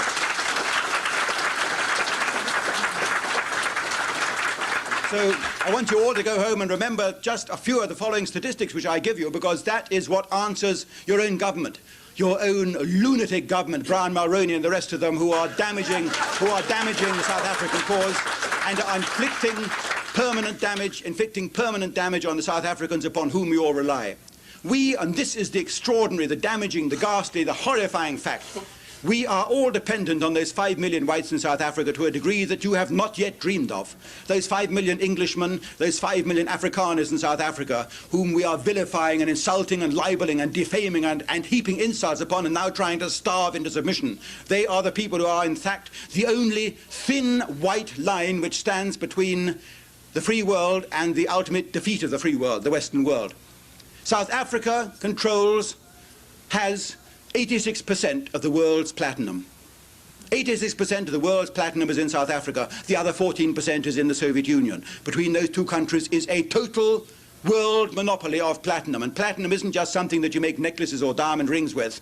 Platinum is a vital raw material, a rare metal without which civilization can't survive. Platinum produces 3 million ounces of platinum a year. Sells it entirely to the Western world because the Soviet Union just has enough to keep itself going. 3 million ounces of platinum, of which 1 million ounces of platinum, all of which come from South Africa, go into the automobile and truck and aeroplane industries of the world. You can't make gasoline, you can't refine gasoline without platinum. You don't get the catalysts that you need without platinum, platinized asbestos. There is no substitute for platinum. There's no other chemical mineral you can find which you can take out the platinum and put in platinum instead. It has to be platinum. You can't have electronics, radar, computers, silicon chips, wireless sets, televisions, telecommunications, the motor car industry, or gasoline without platinum. Without South Africa, you don't get platinum. Without platinum, you don't have any of that. How are you going to fight a war? How are you going even to defend yourself for 3 weeks, 3 months, 3 years without platinum? Without South Africa, you won't get it. And it isn't just platinum, it's other raw materials like chrome. South Africa has 83%. 83% of the world's chrome. The Soviet Union only has 1%. The Soviet Union needs the chrome of South Africa in order to make steel. You can't make steel without chrome. I know you know this, ladies and gentlemen. 25 years ago, I was a steel worker in Germany, in the Ruhr, bending down on the furnace stage, picking up the lumps of raw chrome and tossing them into the pot of 200 tons of molten steel along with the other ingredients, the additives like the ingots of aluminium, the manganese, and all the other ingredients that go to make steel. Without chrome, you can't make steel. Without South Africa, you don't get chrome. Equation. Without South Africa, you have no steel production. Detroit, Chicago, Philadelphia, Pittsburgh, all your great steel centers in the United States, in North America, are going by the board without South Africa. Ask your gentleman in Ottawa, ask Mr. Clark or Mr. Mulroney, if you're all right, you're shutting down tourism to South Africa, you're preventing SAA from flying down there, jolly well and good, hats off. Huge applause, no doubt, especially from your pigmented voters. Where are you going to get the platinum? Where are you going to get the platinum and the chrome from for your industries? Or haven't you bothered to think about that yet? The word yet is important, because sooner or later it will be too late. If you haven't thought about it now, then you've jolly got to start thinking about it, because believe me, ladies and gentlemen, I've only mentioned 2 examples of raw materials which South Africa has a virtual monopoly of. Platinum and chrome are the 2 essential ones, but you've got other ones like vanadium, without which you can't make jet engines. Palladium, diamonds and gold, of course, and a whole catalogue of other raw materials that you won't get from South Africa if South Africa goes the Marxist way. It's the indirect means of war, and the Russians have always used this indirect means of fighting war at every level. They've used the surrogates like the Cubans to fight their war in Angola, and when they have won South Africa by indirect means, by which I mean in this case they're using the unfortunate blacks and Indians and Asians and coloureds as their pawns, because the damage that is being done in South Africa, the terror that is being done there inside the black townships, is being done by black to black. This is part of the cynicism of the whole communist operation. They proclaim to the world that they are the supporters of the coloureds and the underdogs, but in fact it is the black populations who are suffering from the communist invasion. Since the Black Power movement began in 1970, 5 million blacks have already been killed on the African continent, and one Marxist government after another had been established, and the only one which survives is down in South Africa. And thank God for that, because if South Africa goes, the whole of the Western world can say good night, gute Nacht, goodbye, farewell, adieu. The Western world is indefensible. All that's going on in Reykjavik, in Helsinki, in Geneva for the last 30 or 40 years, the talk about SDI, Star Wars, non-proliferation pacts, all this talk about the nuclear missiles and agreements and inspection and the rest of it is all a big red herring designed to distract us from the fact that World War III has begun already some time ago. You don't need to know when it began. What matters for us is when it ends, because if it ends badly for us all and not just for the South Africans. Those of you who are waiting for World War III to begin, imagining that you will recognize the beginning of World War III when bombers fly overhead with their bomb doors opening, or mushroom clouds on the horizon, all these old-fashioned notions of how wars are fought today, you are not aware of the fact that wars are never fought like the wars before. Generals at the beginning of World War II, particularly the French generals, thought that it would begin with trench warfare like World War I, and that's the mistake we're making today. World War III is already being fought down in South Africa, and thank God we've got these 5 millions that we can rely on, and I know it because I've gone and spoken to them. I've looked them in the eye. I've looked these people in the eye and I've spoken to them and I've said, for God's sake, hold on. I'm going to come back every 6 months now from now until this particular crisis has passed to South Africa to encourage you. I'm going back to South Africa next March to an even bigger tour. This time 50 or 60 cities. I shall probably speak to 500,000 South Africans and I shall tell them the one message from coast to coast and from frontier down to the tip, down to the Cape of Good Hope. I shall tell them the same thing. South Africa, it is time to fight back. And of course if they fight back... If they fight back, then we shall see what the Mr. Mulroneys and the Mr. Clarks and the President Reagans and his Secretaries of State like Chester Crocker and Henry Kissinger shall say then. Because when the fight back moment comes, then you will realize how dependent you are on the South Africans. And I hope to God that time comes sooner or later. Because if it comes too late, then the Russians, the communists, will have succeeded. I've attended the meetings of the South African Communist Party in England. I've got in there and I've sat in and I've listened to them talking about their secret plans for seizing power in South Africa. And let me tell you this, they are duping the blacks in South Africa. The South African Communist Party, headed by a greasy Lithuanian Jew called Joe Slovo, born in Russia, a KGB colonel, a British citizen by permission of Mrs. Thatcher, operating his terror campaign from North London, from Euston Road in North London, directing the terrorist organisation Umkhonto weSizwe, which is making the fire bombings and the necklacings in the black townships, with Mrs. Thatcher's permission from North London, along with Dennis Goldberg, this strange man who's only recently been here in South Africa. Dennis Goldberg, who was imprisoned with Nelson Mandela as a convicted terrorist for life, because he was found with Nelson Mandela, and on their possession, in their hands, were the actual plans for the manufacture of 210,000 hand grenades and 48,000 landmines, which is why they were sentenced to life imprisonment. These two arch-communists and murderers. Dennis Goldberg was foolishly released by the South African government last January because he gave his Boy Scouts word of honor that he wouldn't do it again, and he wouldn't commit any further acts of terrorism, and he fled to Israel, where he told horrified Israeli audiences that he intended to start doing the whole terror and murder campaign all over again, and it was the civilians' fault if they got in the way of the bullets and got killed themselves, his precise words. And now he's operating from London, and occasionally he comes here to Canada, where he speaks by permission of your television corporations like CBC. I saw him on the television being interviewed oh so politely by such a genteel interviewer who asked him all these questions, and if you look in the newspapers you'll see he's described as Dennis Goldberg, civil rights activist.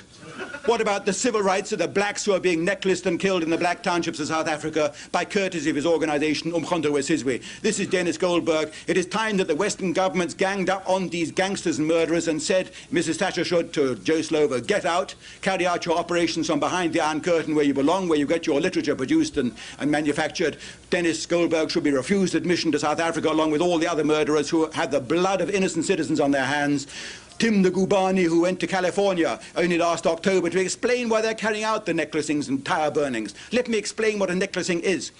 The black communists, the young lions as they're called down there, the black communists who've been infiltrated by the African National Congress, the members of the Umkhonto weSizwe, spearhead of a nation in Zulu, Umkhonto weSizwe, they get hold of somebody in the black townships they don't like, a traffic warden or a rent collector or some other figure, symbol of authority. They take him round the back, they cut off his hands with machetes, they drop a tire, a rubber tire, over his head, they soak him in diesel fuel and set him on fire, and he burns alive. They char him, as they say themselves. We char the men to a despicable mess so that nobody in their wildest dreams thinks of ever working for the government, even in the black townships again.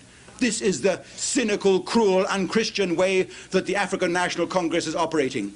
And if the media of North America want to find some other reason why they should in fact be attacking the African National Congress, let me say that nowhere have I found such vitriolic anti-Semitism, such outpourings of anti-Zionist hatred as in the pages of the African National Congress, which is operating against South Africa, and yet you don't see that referred to anywhere in the North American media, and certainly not here in Canada. Because the truth, of course, is always given a different sheen.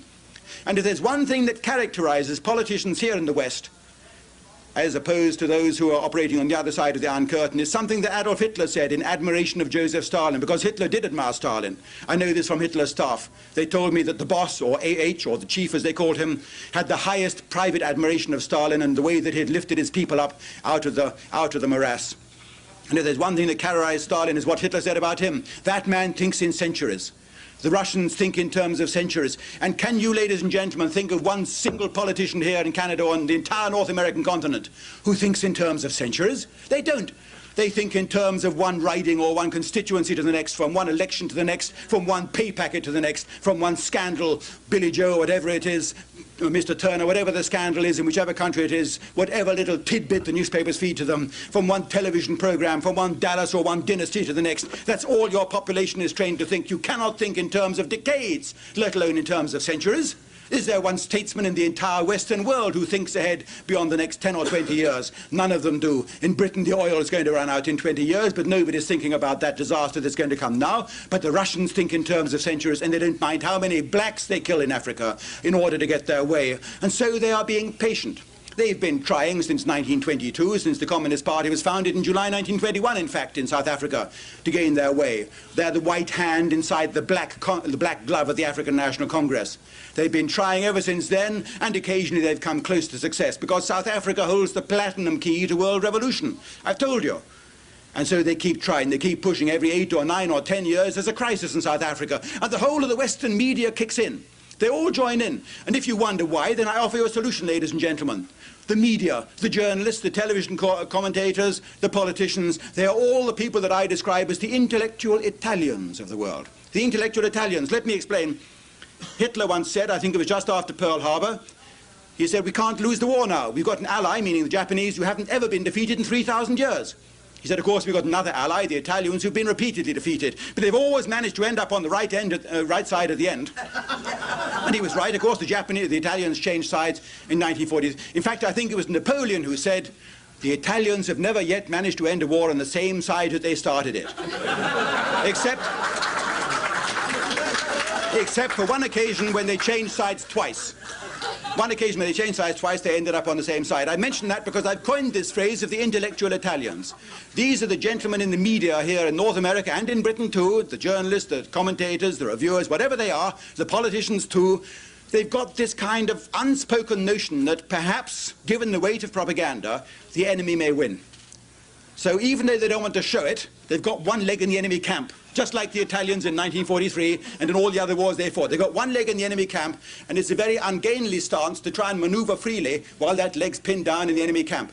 I've spoken to the journalists in the BBC, the South African Broadcasting Corporation and elsewhere, and they've admitted it. They've grinned foolishly when I said, what do you expect to do when the ANC takes power here in Pretoria? And they grinned foolishly. And I say, I know why you're grinning. You don't want to admit it, but you think you're going to keep your job.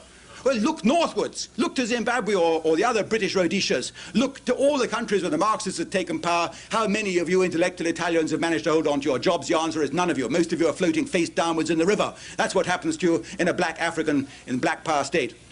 And of course they don't want to accept it because they're busy doing the other ungainly dance, which is a feature of the of the intellectual Italians, walking with one leg on each side of the fence, like this. And it's a very ungainly walk, depending on how high that fence is. Why can't, I've said this in Pretoria, why doesn't your Minister of Information fight back using the immense propaganda possibilities that you have? Why don't they say that the outside world is making the wrong comparisons? Why don't they say, as I say, all over the Northern Hemisphere, black power, good, in theory, in practice, how are you going to do it? Which tribe do you have in mind for power in Pretoria? Which tribe? In Africa, in the whole of Africa, you've got 2,000 different black tribes, 2,001 tribes if you include the white tribe, right?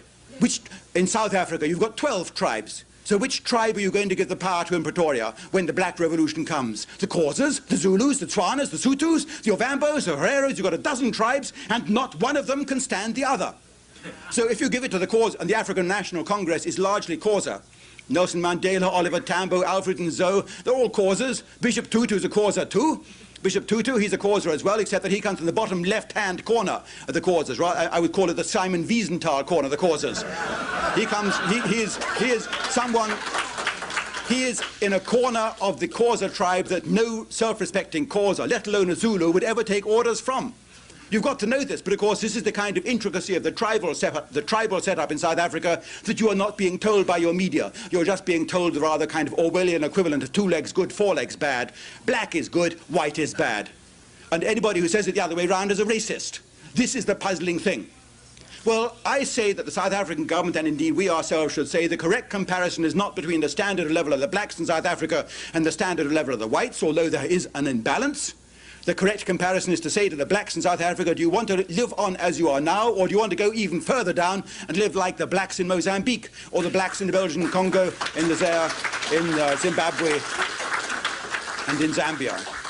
This is the way it has to be put, and it's so obvious. Everywhere the Marxists have taken power, the blacks are suffering. I'll give you one example. The Belgian Congo, which is now called Zaire, the life expectancy in that country is now an average of less than 40 years. 20 years ago, when the whites were still in power in the Belgian Congo, they were the richest and one of the best looked after, one of the healthiest of the African nations. It slumped. The same in Mozambique. 250,000 white Portuguese have fled. Mozambique is now an economic shambles. And it's the same. I can give you an example here, ladies and gentlemen, if you'll bear with me a few more minutes. Out of the files of Idi Amin comes this document. A friend of mine went into Idi Amin's office on the day that he was overthrown and picked it up off his desk along with a box of medals. Idi Amin's medals, I've got them all in my office in London now. And whenever I feel low in spirits, occasionally I put on some of Idi Amin's medals. And I parade before a mirror. Poor old Idi, he hasn't got these medals. I have. He hasn't got this document either. I have. It's Idi Amin's personal inquiry. Ugandan airfield at Entebbe to rescue some Palestinian-held hostages from an Air France Airbus. A gallant operation, magnificent moves have been made by Hollywood about this Israeli operation, and here's Idi Amin's court of inquiry into what happened. A British government-style court of inquiry held with full majesty, pomp and panoply.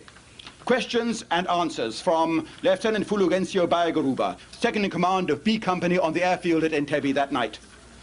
You had troops under your control. Why did you hide? I didn't hide, I only took cover. What orders did you give as an army officer? All my troops run away. I couldn't give orders to anybody. You ran all the way to Katabi, I understand. Whom do you think was to control the troops? There was nobody to command because all my troops ran away. Now, the next officer who gives evidence is Lieutenant Raphael Osacha. I mean, you could write a book based just on this, or Idi Amin could, but of course he can't because I've got it. The whole report is 400 pages long. I just brought along a few pages of it because I had to land in Uganda on the way up to South Africa. Statement by Lieutenant Raphael Osacha of State Research. Now, you remember what state research is in a black power state? It's nothing to do with laboratories and stopwatches and thermometers. State research is the Gestapo. It's the Terror, Torture and Investigation Unit, and this is the lieutenant who's in charge of the Gestapo unit, the state research, on the airfield at Entebbe on that memorable historic night. He says, at the time shooting broke out, I was down in the basement torturing a suspect. I ran out, and on reaching the ticket sales counter, I was halted by an Israeli soldier. I refused, pointing my pistol at him. He ducked and take cover. At this point, his heroism gave out. I ran upstairs and I hid in a lady's toilet. Later, somebody come and knock at the door of this toilet. I shot at him through the door. But unluckily, this was not an enemy. This person went and reported that an Israeli was hiding in the lady's toilet. This is when his troubles begin. His troubles begin. Anyway, following morning, the planes have all taken off. At what time did you come out of the toilet? At dawn, when the Israelis had already left. So he's okay. They had a jeep on the airfield with a 106mm gun mounted on it. Now, of course, that could have done quite a lot of damage to those 3 jumbo jets if it had got close enough, or even from a range of half a mile, probably. But it never occurred to the man in charge to put a few rounds into those Israeli planes. If I can find it. What did you do? I took over. Well, I think it's probably I took cover. I think it's till morning, yes. Was there any firing in that position? No. Did anybody pass by the position you were in? No. Who woke you? I was awake all night. And then the final question is put to the colonel in charge of airfield defense. I mean, obviously there's a lot more I could read out if we had time. The colonel in charge of airfield defense, black power. I mean, I read this document out to South African Defence Forces, to Southwest African Territorial Forces, who are the same thing. They wear a different uniform. South African Army in Windhoek, and also the ones who are fighting in Angola and in Mozambique. I read this out. I read it out to brigadiers, colonels, police officers, security officers. You can imagine the reception it got. And I said, when you hear something like this, doesn't it make you positively itch to go to certain places and do things in a certain way? What weakness on our part? The colonel in charge has asked us, what weakness on our part enabled the Israelis to successfully raid Entebbe? This is the important question. The answer is as follows. Dear people who are here, we didn't know they were coming. They surprised us, and they used force in rescuing the hostages. If the Israelis had informed us they were coming, they would have found us ready. No, ladies and gentlemen, I read this out purely as an example of what the enemy, how weak the enemy really are. And of course, this is what the Marxists know too, because if black power takes over in South Africa, they will be swept aside in due course by the Marxist regime about which we are all really concerned. And if the Marxists take over South Africa, the whole of the free world can, as I say good night, because you cannot then defend the free world. The planes will be grounded, the radar won't work, you can't make the gasoline, you won't get the steel. There's no possibility of fighting. The war will be over before we've even had a chance of fighting it, before we've even had a chance of putting up a fight. And of course, it is no good pointing to the graves of Mr. Mulroney and Mr. Clark and saying, as I say now about Winston Churchill, these were the villains who let down the side for their own personal opportunism and advancement. These were the intellectual Italians who betrayed the entire free world. What we have to realize is what the position is now. The entire free world, 1 billion people, depends on 5 million Afrikaners and Englishmen who are holding the line in Africa despite everything, the vitriol that we are pouring on them. And so I say to you, as I say to them, going around South Africa, look around and realize that you cannot be isolated, that you are not alone, that there are intelligent faces and people who've come individually to come and hear me tonight, and I've told you the facts, and I've told you to be on guard, to accept that any organization or body, any association, any person who tells you something which in the depth of your own mind you recognize as being odd and treacherous and traitorous, say to yourself, he's probably a communist front or the front of a communist front. He's operating against the interests of Canada, North America, the free world. You're entitled to say that in the privacy of your own mind and to be on guard and to say it to your most trusted friends as I'm saying it to you now. And we can all rest confident in the one recognition of recent history. For 60 years, the South African Communist Party have imagined that the day would come when they would give South Africa the final heave-ho. Just as they had the hammer and sickle flying on the town halls of Johannesburg and Cape Town in 1922, 1 year after they came to power, South African Revolution nearly took place then. They thought that only a few more battles, at that time it was a great big miners' strike of Witwatersrand, that they only had to give one more push and they would have the communist empire established in South Africa then, and with it the whole of the free world would go down. That was back in 1922. And communist leaders have come and gone since then in South Africa and in the free world. And in South Africa I've told them, bear this in mind. Those communist leaders, each of them thought, as do the communist leaders now, like Bishop Tutu and Oliver Tambo and Nelson Mandela and the rest of them, that their great victory was just around the corner when they would see the flag flying over the whole of South Africa, and therefore the ultimate speedy decline and demise and revolution in the whole of the free world. But they are all united by one thing, those communist great leaders, those great communists of the South African history, the names like Olive Schreiner, T.J. Bain, Bill Andrews, Tom Matthews, Wilson Wilson, Solly Zaks, Izzy Diamond, the demon barber of Johannesburg, with his extraordinary Bolshevik clientele. They're all united by one thing. They all thought that they were going to see victory in that time, and they're all dead now. They're all in paradise up above, except for one man, David Ivor Jones, the communist leader, who is buried in the Kremlin wall in Moscow, from which there is no escape. They're all dead. They all thought that they were going to see it, and none of them did.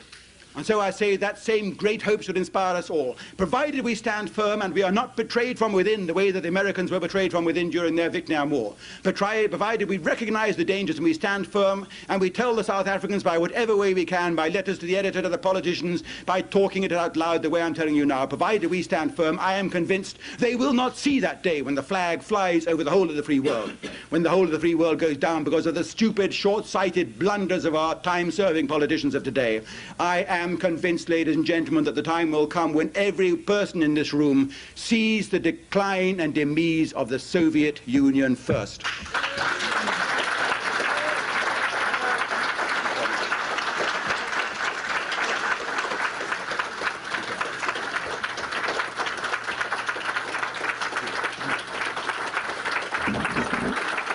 you take a few questions?